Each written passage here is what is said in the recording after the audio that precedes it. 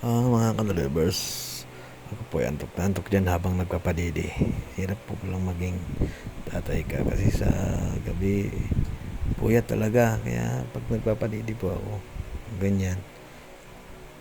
Hindi naman pa ko niyan yung tulog talaga. Parang nagkikipit na yung mata ko. Kasi pag nakatulugan ko po yan, lalaglag. Kaya hindi pa ako tulog. Pipikit-pikit lang ako. Puyat po talaga simula nung pinanak yan. Hanggang ngayon, nagpuyat kami lagi ng asawa ko. Kasi binabantayan talaga niya. Kasi pag nagugutom siya, umiiyak. Talaga hindi. Kailangan padidihin talaga sa gabi. Tapos sa umaga naman, gising yan. Kaya talaga puyat ka masyado. Kaya ako po ay saludo sa mga magulang. At talagang hindi biro po. Kaya ang ginagawa ko pag tulog siya, halimbawa nailapag ko na yung tulog siya, natutulog na rin po ako kasi para may lakas pa tayo.